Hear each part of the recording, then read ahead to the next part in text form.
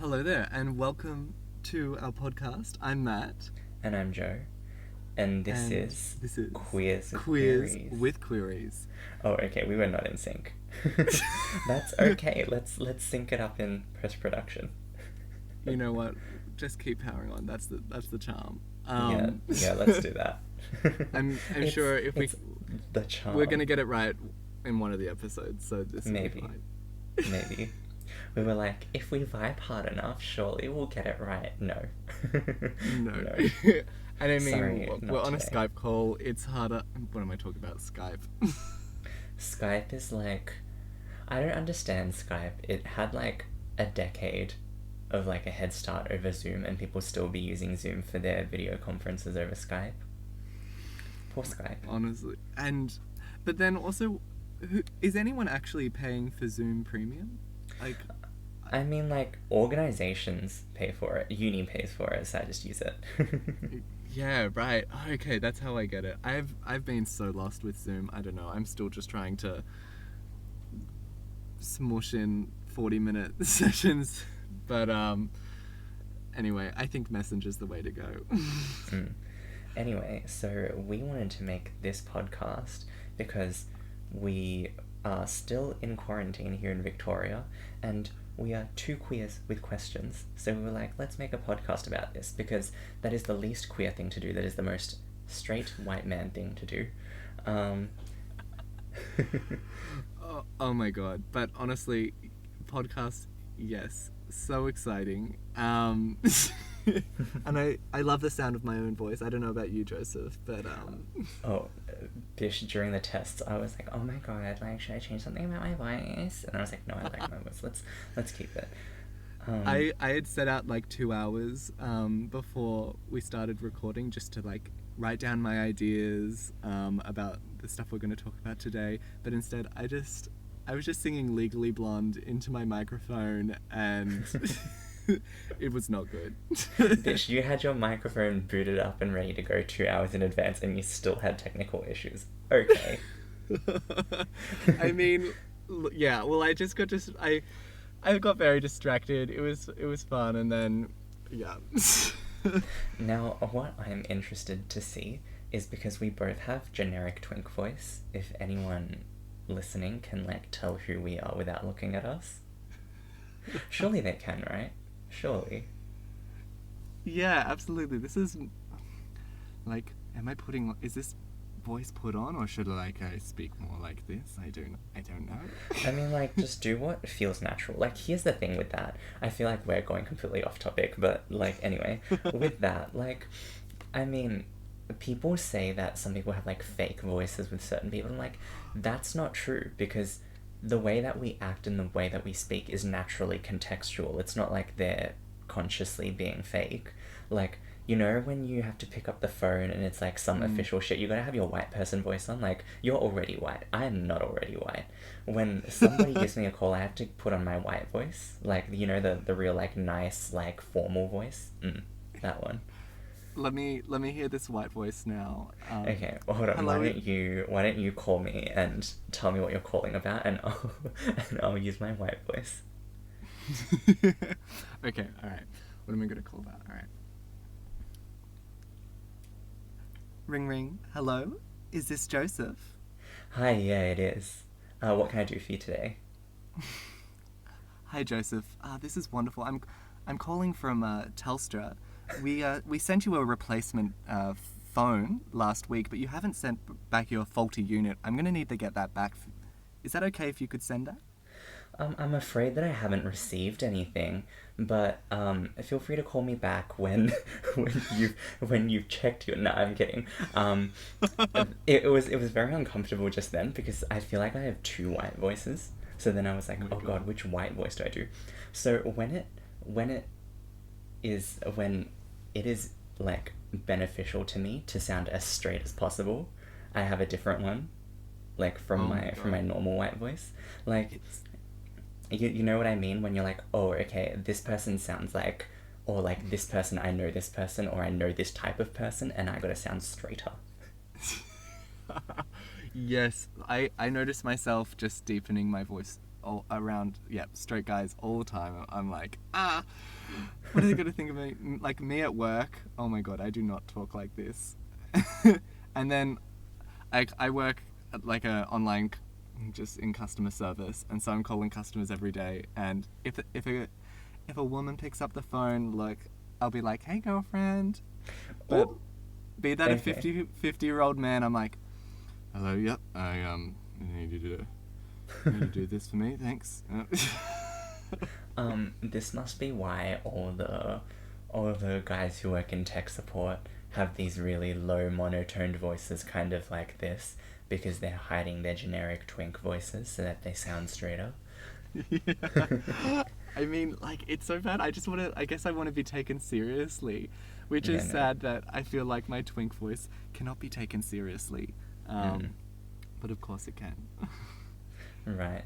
I feel like I've just always had generic twink voice. Like there was never a time when I did not. Like I didn't even know I was gay, and I was like a fucking twink voice at like age 3. Absolutely. Oh my god. All through primary school, just being like, oh my god, are you a girl or a boy? And it's like, why is your voice so high? And it's like, Tea, oh my that's some god, I'm tea. sorry. That is some tea. But Oh like my. that do be how it is when you grow up queer. Like what were you like as like a queer kid? Oh my god. Honestly, well, definitely when I came out, it was very much the oh ha ha, we already knew. So I don't think I held back.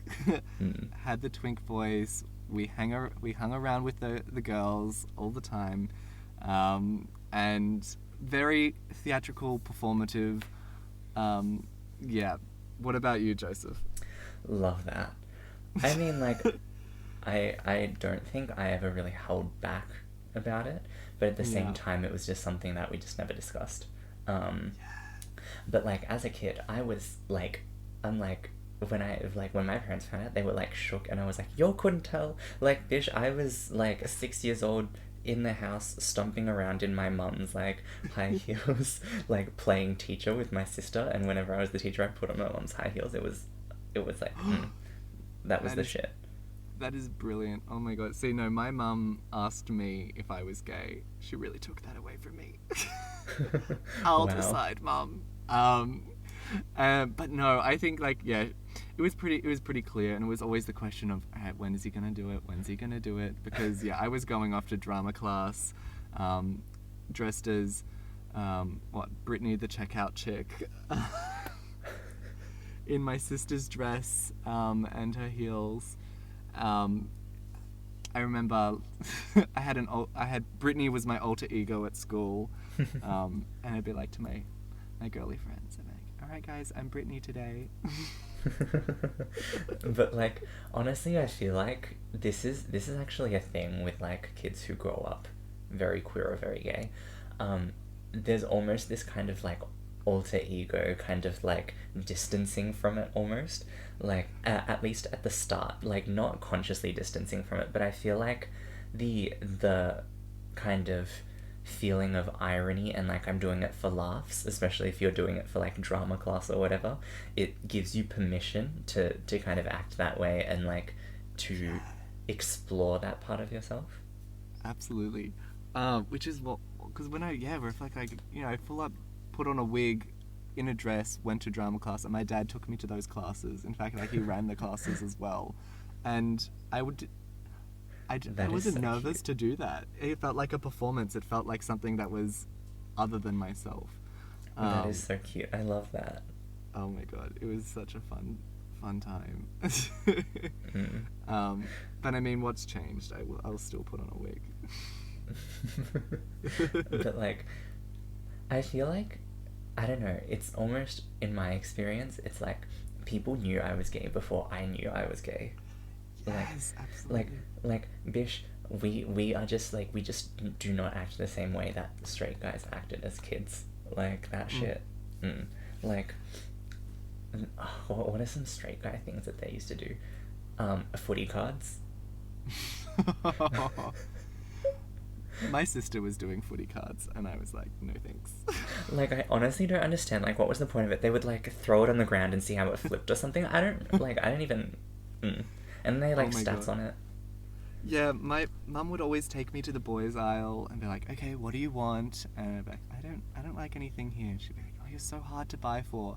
Yet, as soon as we got home, I would rip open Molly's My Little Ponies and sit for hours with her, playing My Little Pony, Littlest Pet Shop, Barbie's, Bratz, it all. And mum's sitting there like, "I don't know what to buy him."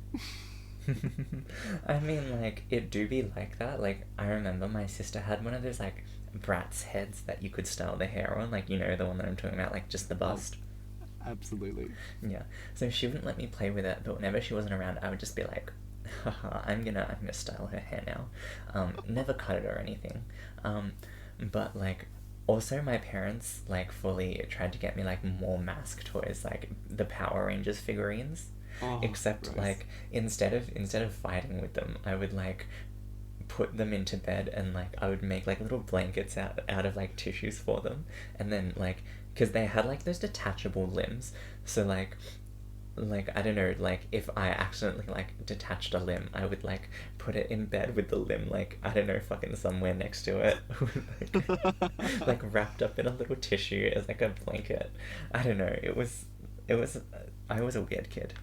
Oh my god, that is so precious. But like, at least oh my gosh, you actually played with them. I think I did have those army figures. What are those little things? What are those Mm. small plastic soldiers? I did have them, and I played with them a little bit in the sandpit.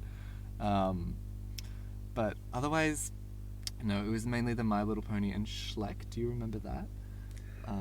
They were like Like, the these horses. the horses, Yeah. the guinea pigs, the meerkats, the Yeah. hippos. It was just like the whole animal kingdom. Um, yeah. And but oh my god, definitely, and loved the Barbies as well. Flexi Lexi was my girl. Lynn, yes. Yeah, but, like, being queer fully made us, like, very, very different from the straight kids as, like, little kids before we even knew we were gay. Oh, absolutely. I mean, you just like, even, yeah, from the beginning of school, or kinder, just this knowing of, yeah, I feel more comfortable around the girls, and there's something different about me, and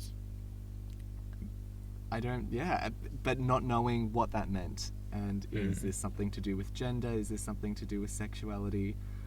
I mean, I'm Yeah. still questioning.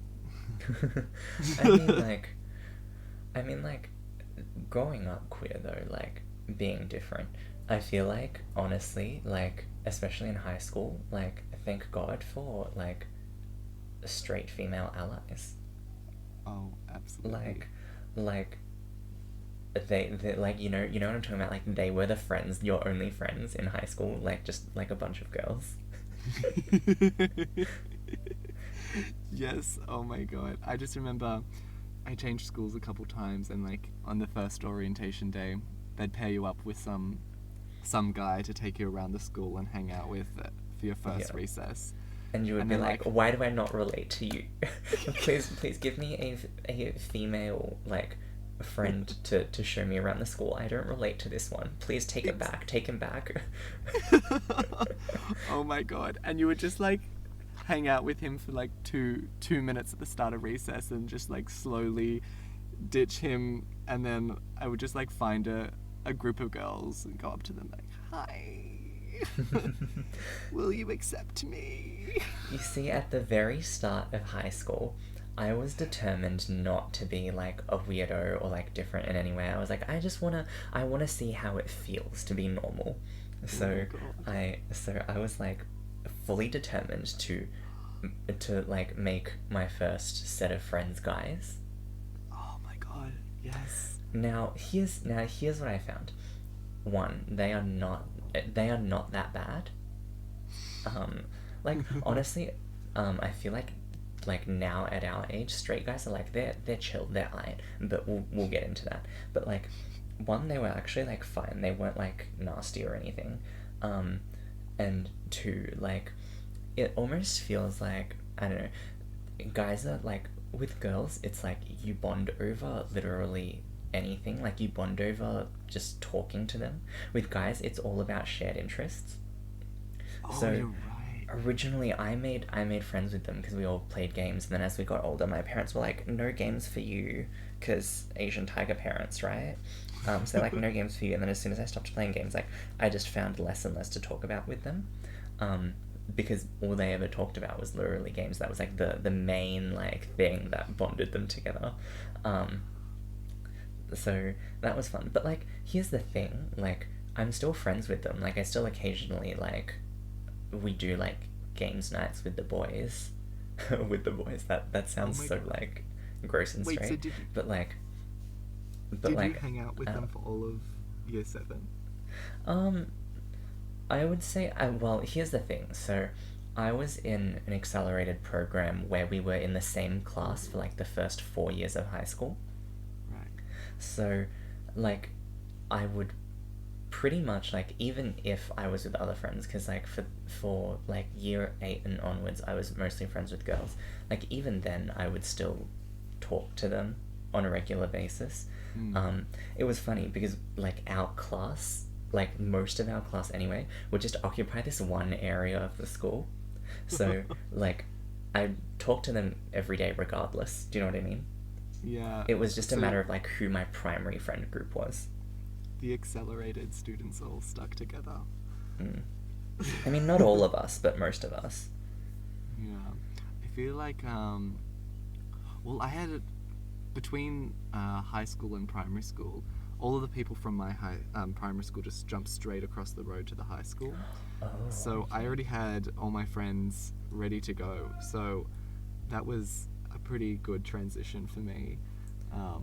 And they were all in my class, and it was just wonderful. So, but You I do see, remember when I changed schools the year after, I experienced that. Okay, try and make friends with the guys. Try and make friends with the guys. yeah. Even in primary school, and I started at a new school, and I told Mum that I wanted to make friends with guys, and she went up to the teacher, my year 4 teacher. She's like, Matthew hangs around with a lot of girls, but he wants to try and change that. And he's like, okay, yeah, no, I know some good boys I can set him up with. Yeah, it didn't last. Yeah. You almost feel like implicit in this idea of, oh, I'm going to try to make friends with the guys. Like, I feel like we didn't consciously think this. Like, obviously, we were kind of just like, we were experiencing the craving to be normal and the craving to not feel like outsiders. But at the same time, I feel like there's almost this, like, implicit, like, lack of acceptance for our own kind of, like, sexuality and like gender identity, even though like at the time I was a late bloomer. Like I didn't know shit. Like I was in year 7. Like like I didn't even know I was gay. I didn't even know what sexual attraction was. I was like, what? But it Literally, oh my almost god. feels like a failure to embrace our femininity. Yeah, absolutely. I think because it's just we weren't told that it was fine to be feminine and a guy.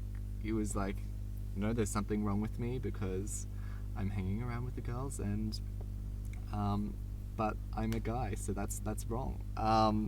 I feel like I'm still trying to accept this, but I remember whenever maybe I met another boy who was probably gay or who's like me, I was kind of I didn't want to hang around with him, almost because I was also it was that internalized homophobia. It's like, oh, that's someone like me, and I don't like myself, and I'm not going to hang around with him.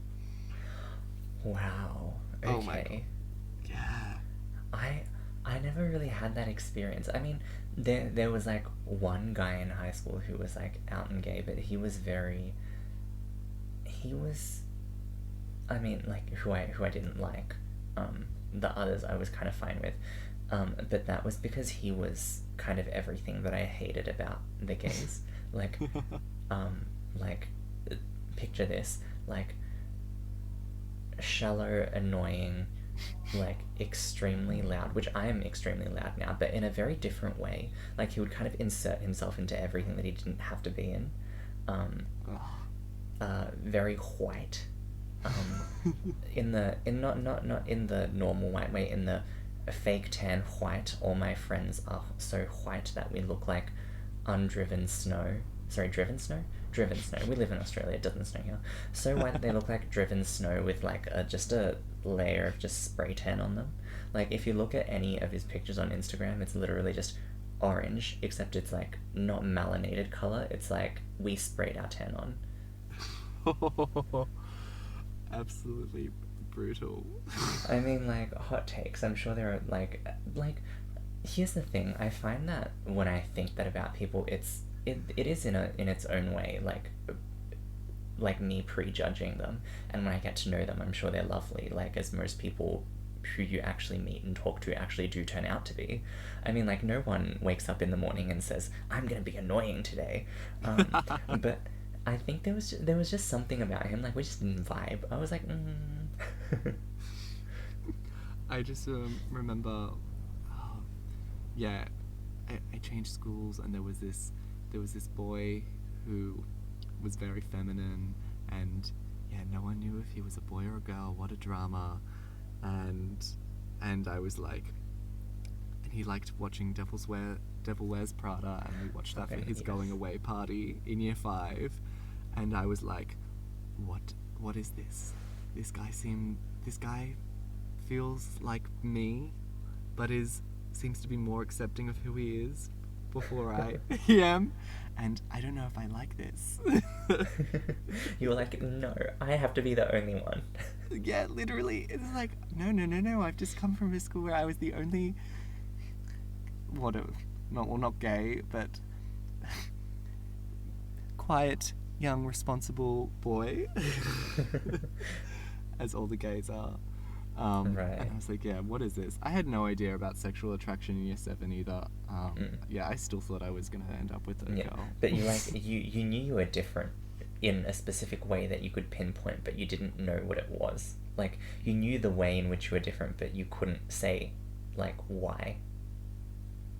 Yeah, exactly. Yeah, so then when you saw it in other people, you would recognize it and be like, oh, I know this. I just don't know what it is. We're just different, though. Yeah, exactly. Oh my god. And then I think, honestly, I don't think I truly started accepting myself or my own kind until maybe... Oh my god, I just accepted myself, like, eat, pray, love. Eat, pray, love, yes. I went on a journey. A venture quest in Bali. But yeah, I don't think I fully, accepted my femininity until maybe after high school. And, it was always very performative, my femininity during high school, but I still felt like it was something wrong, that I needed to change, and that I needed to deepen my voice. I needed to have a buffer, more built body, and I still needed to find those male friends. I mean, like, I kind of get, actually I don't, I feel like I got that at the start of, high school, and then afterwards I was just like, yeah, no, this is way too tiring to change, I'm not even gonna bother, do you know what I mean? I never even performed femininity. I was just like, I'm just gonna act however the fuck I want, it is what it is, take it or leave it. But I feel like that came from a place of being very fortunate in terms of having good friends, where it's I know that I can just be who I am. So yeah, that's nice. It's always nice. Absolutely. Bless good friends. Again, going back to those straight girl allies. Yeah. But here's the thing, at the time they were straight girls, but the queers, we didn't even know how we were different. We were just somehow just gravitated together. Fucking 5 years down the line, they're like, guess what? So I'm not straight. Oh my god, absolutely. I've had so many of those experiences now. It's we found each other early. But my other theory about that is that it's not just that we gravitate together. It's that there are very few people who are truly on the very, very ends of either side of the Kinsey spectrum. Of the So, Kinsey spectrum? like, you know, the 1 to 5, like, super, super straight and super, super gay, and then everything else in between is a spectrum. Oh, okay, right.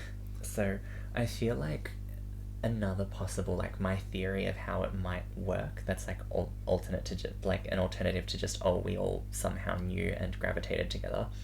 um my other theory is that there are very, very few people on either side of the Kinsey spectrum, like the very far end of each one. um so the very far end of each end, wow, I love that wording, great.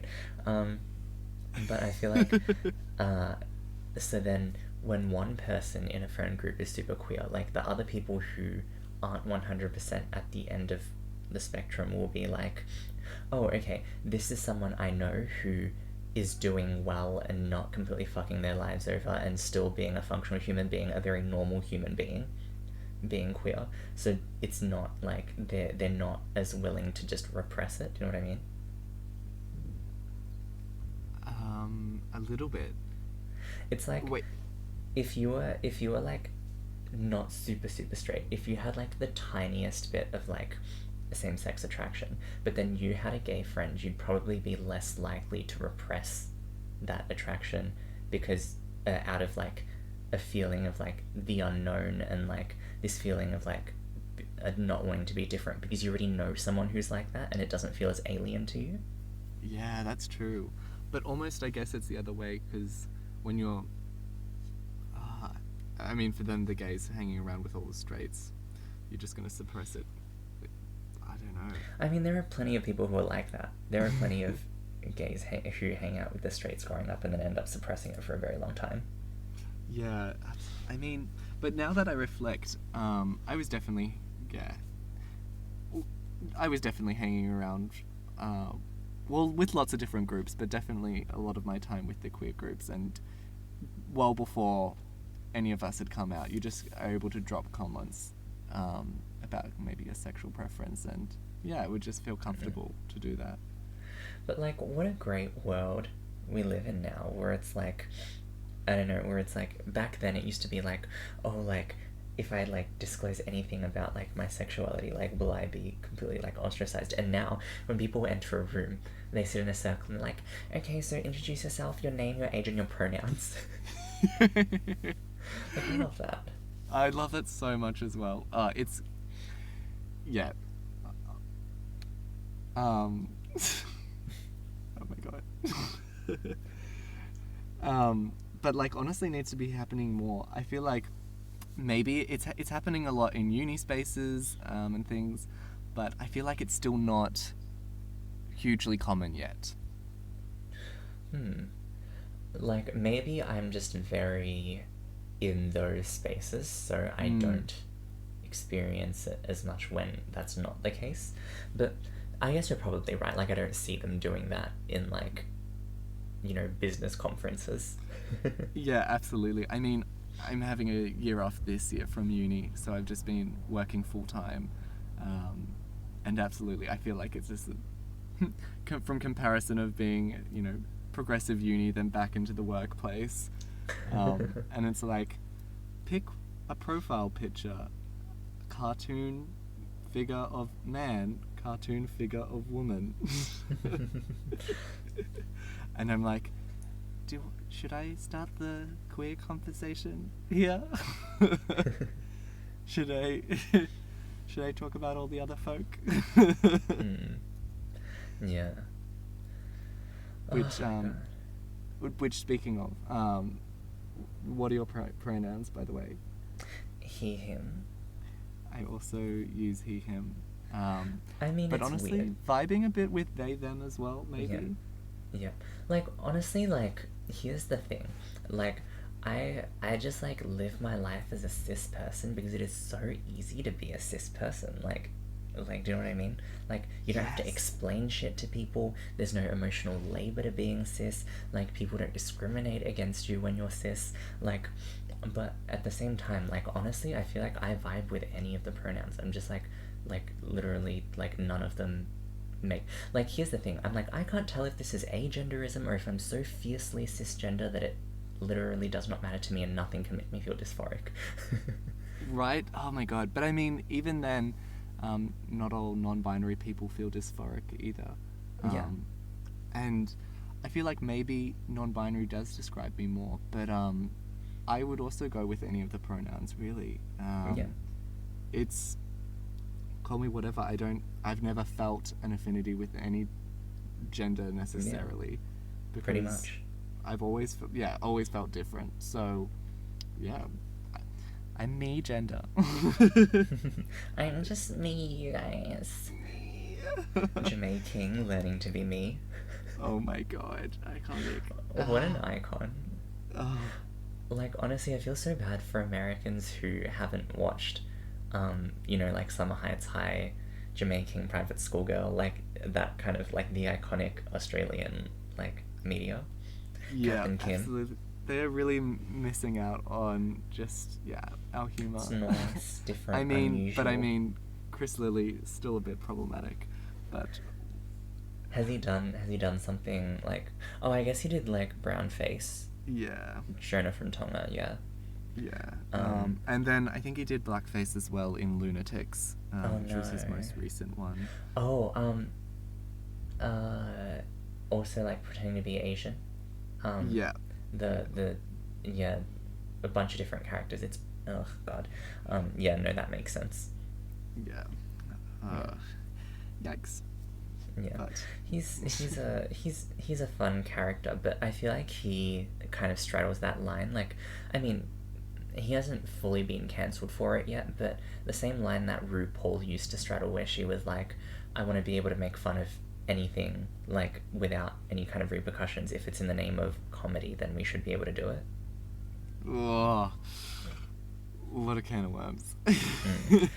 I mean, we could probably have a whole episode just about that. Like, I don't want to,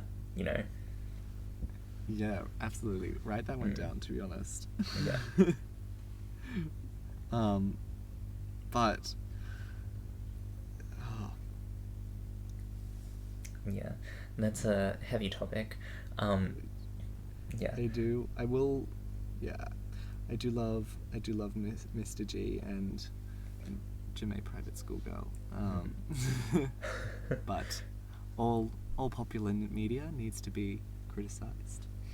I mean, like, it's weird, especially like, I mean, with popular media, you could extend that to like the Harry Potter book series. Oh, right. J.K. Rowling. I just took my my key. I had a Harry Potter key ring on my keys, and I was like, okay. This morning I was like, now this is the time to take these key rings off. Yeah. I feel like it's weird because people are like, you can totally divorce the creator from the creation and just be like from the artist from the art, and just be like, I support the art but not the artist. But that's not quite how it works, in the sense that like when you pay for anything that's like official Harry Potter like stuff, merchandise, she profits off of that, and you're essentially like making her opinions more powerful. Yeah. I mean, legislators are using her anti-trans essay as support for anti-trans laws. What is this essay I've been hearing about? I'm like, what? Who I is think she? she published it on her website. I haven't read it myself, but I read I watched a YouTube video analyzing it from a trans person's perspective. Is this because I saw it on my recommended, is this the Jammy Dodger video? Absolutely. Yeah. Yeah, I Highly saw it on my recommend sitting recommended. down. Yeah. It's an hour long, but it's very good, and they're very in depth, and they use a lot of citations, which JK does not in her essay. I mean, like, citations don't necessarily make a good essay. I feel like when you're writing outside of an academic setting, when you're writing for people, I almost feel like adding in stats and figures kind of belabors the point more than it needs to, and people don't necessarily even resonate with it, and people start to cherry pick evidence and be like, oh wait, your evidence is like, this one thing doesn't line up with what I read in terms of evidence, so your entire point is invalid.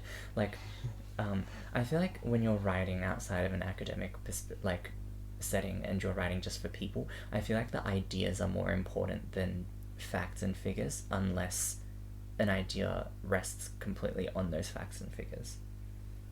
Yeah, I don't know, but it it felt, even though it wasn't, in a university setting, it still felt like a very academic essay, and this is her coming in to defend herself, and she's just making these blanket statements about trans people without anything to support her, and people, are reading this and being like, yeah, this is great, this sounds legit, and just taking her word for it.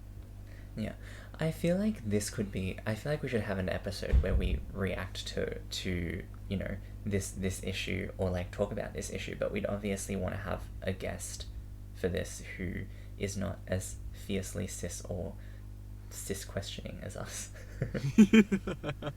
Absolutely. Oh my gosh. Yeah. Which, yes, for guests coming on the podcast. Oh, definitely. Like, yeah, it's a good time. I feel like we could definitely have some guests on who we like vibe with. It'll be great. Just like silence on your end. You're just like, yeah. Yeah, yeah. Yeah. Can you tell But this like is our honestly, first podcast episode? honestly, transphobes and their ideas about queer bodies and what they shouldn't do, what they shouldn't say. It's a whole can of worms. We can get into that in a different episode. Oh, absolutely. Yeah. But speaking of bodies, I feel almost as if queer people, not even queer people, just like from our perspective, gay men, like our bodies are, I don't even know how to talk about it. Like, it's a very different pressure than straight men have with their bodies. In fact, a lot of research, if I remember correctly, again, looking at stats and whatnot, stats and facts, facts are facts. If I remember correctly, there's a greater proportion of gay and bisexual men who experience eating disorders and other like body image issues than women. I might be wrong about that, but I'm sure we can look it up later. Interesting. I almost expected that to be higher with women. I don't know. What about your personal experience? I mean, like,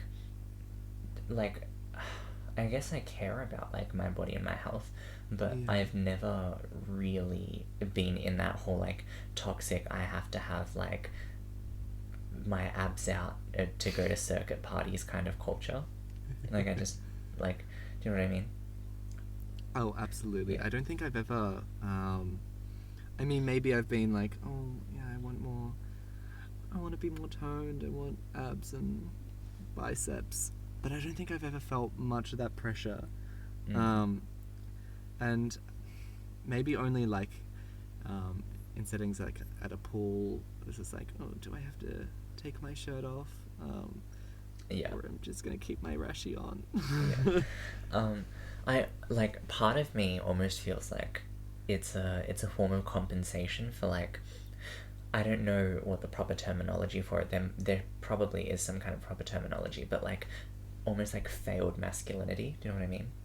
Like, it's almost Yes. compensating for this failure to conform with what the patriarchy wants from us. In what way? Like, Not taking.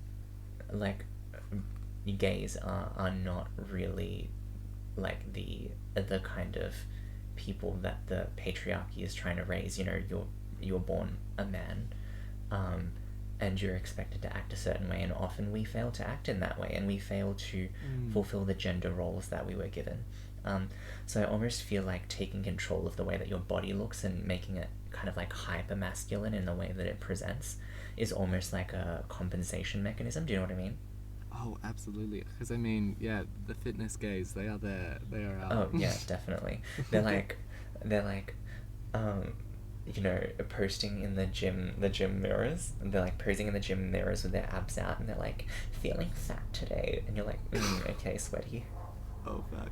I had a fitness gay on Instagram send me like send me a post from one of those like private Instagram accounts that you have to be like hot to be accepted into, and I Oh, a subtle flex. a subtle flex. And they kept sending me these posts. I'm like, all right, I'll just like request to be a part of the group so I can see what they're sending me. 1 week later, Matthew is not a part of the Fitness Gaze Instagram group. Oh no. Rip. But- I thought it was gonna be a flex moment, and then it wasn't. No, it went wasn't in a the flex exact moment. opposite direction. I'm flattered that you thought it could be a flex moment for me, though. I mean, like, like knowing you, I don't think that you like the people in that group would like, because they're so incredibly exclusive about people's bodies. Like it was more that like, oh, you were actually like sent posts from one of those groups, like, and I don't, keep in mind, I don't know how Instagram works. I'm not even on Instagram. I don't like. Yeah. My relationship with Instagram is very often on. I delete it for 3 weeks. I get it back for 2 days. She's currently deleted. So Instagram is your toxic ex-boyfriend. That and TikTok, yes.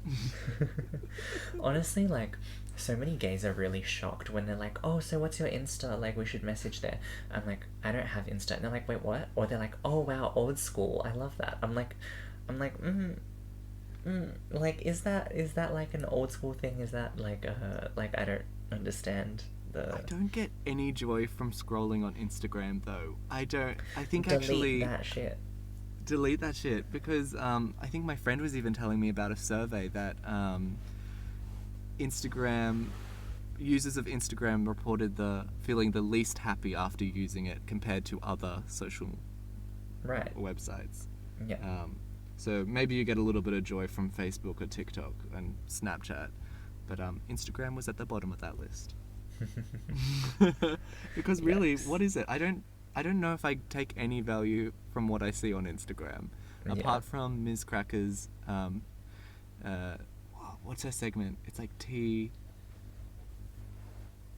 with it. I don't know. It's fantastic. Check it out. I mean, yeah, we'll find what it is, and we'll make it available in some way, in some form. Oh, absolutely. She does It's this like 3-minute advice. Like somebody will DM her a question, and she'll just have a cup of tea and answer the question, and it's fabulous. I love that. That's like, watch will be like those cringy. I mean, it's not even cringy. It's just like YouTube culture at this point, where like you do this. We're like, we'll leave a link in the description, guys. Where do you leave a link in the description for a podcast? I don't know. A lot of people just upload their podcasts to YouTube with like a cover image. I guess we could do that. I know on SoundCloud people have like descriptions. If I remember correctly, I don't know. Who knows? Honestly, who knows? We'll where figure this this out. podcast is going, It's and- experimental. Experimental, yes. First episode, don't be harsh on us. Yeah. Let us live. Let me live. Let me live. Can we? It's free to put things on Spotify, right? Is it? I think so. Who knows? We'll see if it's also free on Apple Podcasts. I don't know.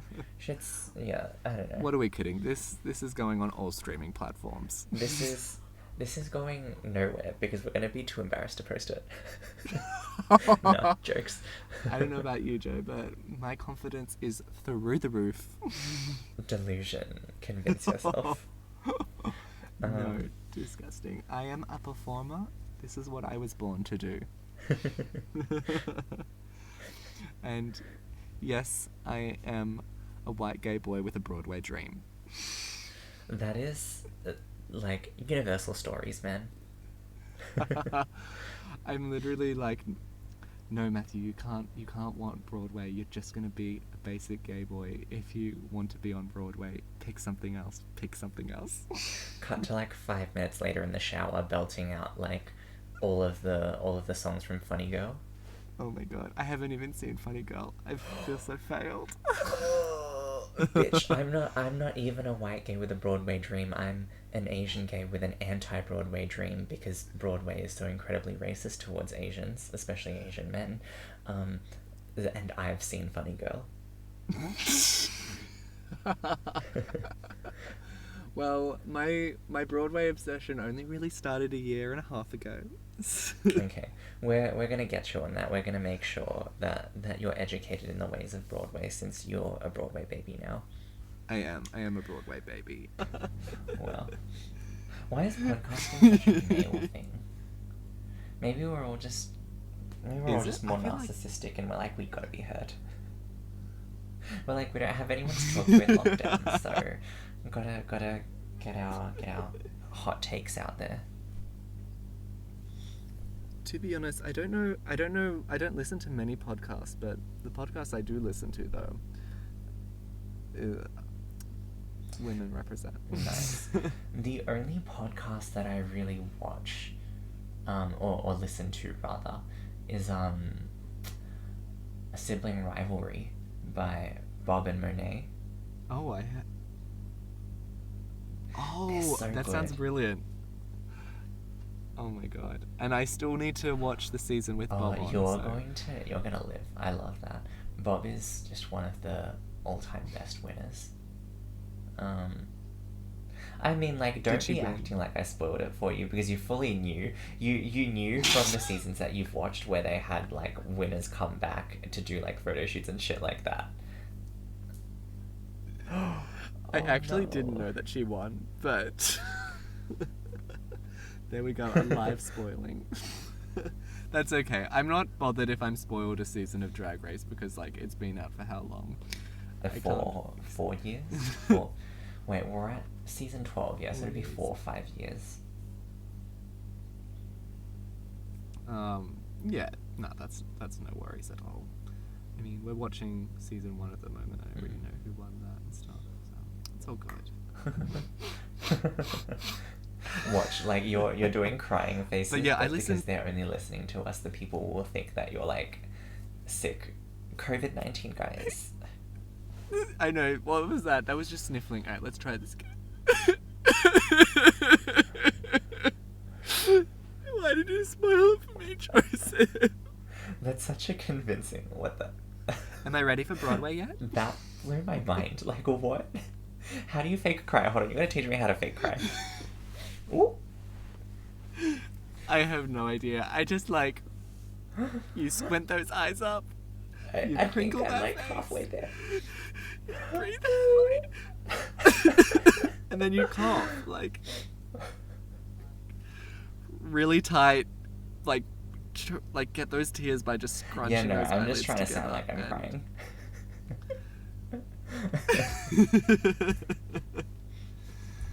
Oh my gosh.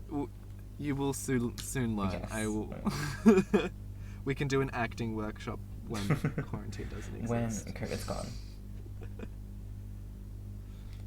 When Well, will then that there's be? a vaccine. Please social distance. Actually, no. I don't want to get into it. That's completely off topic. I was like, oh, let's get into this, and then I was like, oh no, pandemic. This is not the right thing. I mean, we might as well just record all 10 episodes now and just like, oh yeah, just like 10 straight hours of 10 times 1.5. I don't fucking wait. That's 15 hours. I love that I can math, but I teach math. Wow. So, like 15 hours of straight content to edit and have fun with. Oh, disgusting. Listening to. Oh god, I'm gonna have to go back and listen to my own voice. Not to say this isn't interesting. I couldn't do it. I did like this small little interview for like just a little journalism thing, and that was only 30 minutes of my own voice, but disgusting. Yeah, not a good time. Like honestly, listening to your own voice is so triggering. Like this must be why people have like editors who specifically edit their podcasts for them so that they don't have to deal with the kind of like the whole like, oh, I have to hear my voice thing.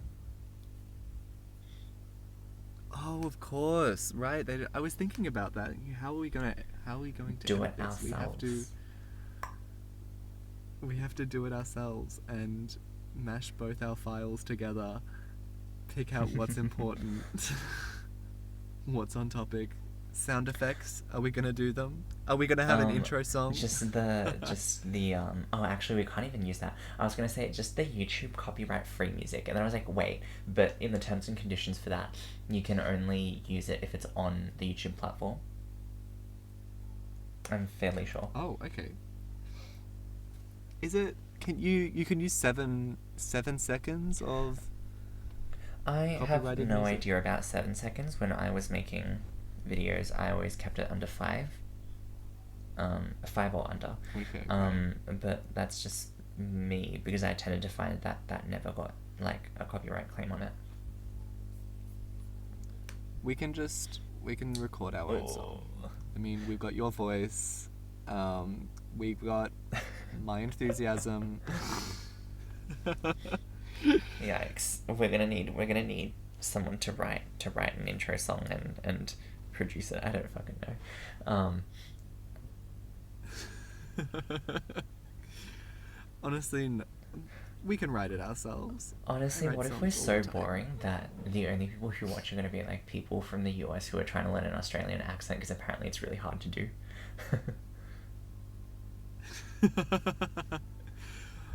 Feeling blessed to have an Australian blessed. accent right now. Aw. On that, Oh my god, the Australian accent. I just they do like a cannot. British one and they go, "That's my Australian accent." You're like, "What? What? Who said that?" But yeah. On that very lovely note of being blessed, let's finish there so that we don't end up having to cut like half an hour worth of half an hour? Yes, half an hour worth of content from the finished product. Content. Yes, that's what I call this. I use that term very loosely. This is not content. This is The us cursed literally word. just chatting.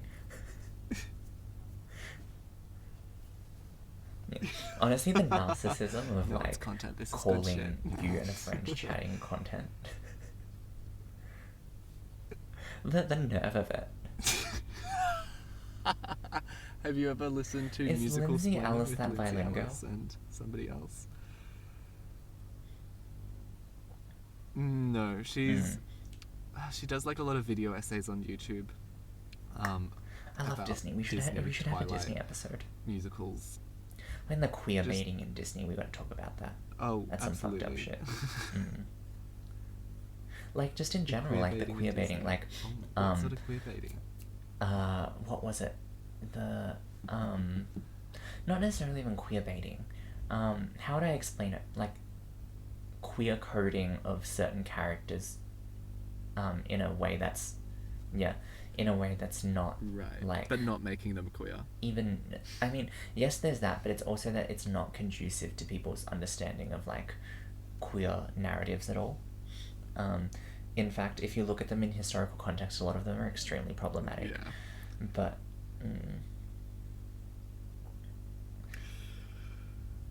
Everything in Disney. I mean, what is just well, I a mean, bunch there of white was directors the female making director for Disney Mulan, waves. but she wasn't Asian, and as a result, I feel like there wasn't enough like racial diversity behind the scenes to figure out like to troubleshoot before the final like product was put out there. I don't understand how I don't could never imagine myself feeling comfortable directing And a still, movie yeah. that's meant to represent And being white, Chinese yeah. culture and then being white.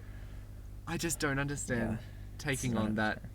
But anyway, great that she's a woman. And Yeah.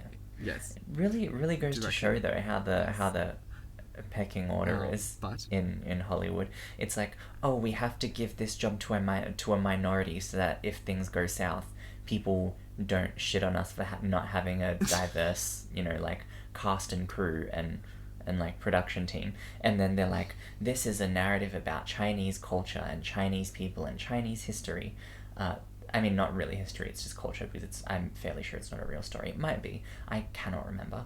But they were like, Yeah, they were like, you know, I this is think a it's a story real about story. Chinese people. It's set in China. It's a Chinese story. So let's give this to a minority and let's make it a white woman. White Oh my woman. god, Ariana My Grande, favorite minority. my favorite white woman of color.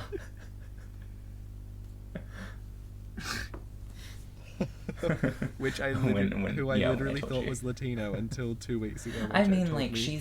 she's white. She's Italian. It's like Mediterranean. It's weird because like Italian people are like people of color call them white, and then like real like Anglo white people are like, nah, man. It depends on how racist they are. Who knows?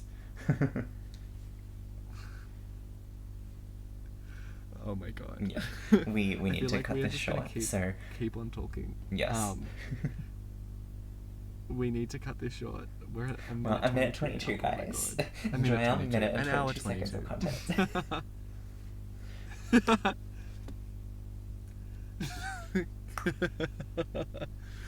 Short and sweet. I mean, that's really just a trailer. Are we gonna make a Pilot trailer? episodes. No, God. No, Matthews. Stop talking. So this, do you want me to outro us? Well, I feel like you can outro it. So this has been the very first episode of Quiz with Queries with Matt and Joe, and we will hopefully see you next week if we get around to recording another episode by then.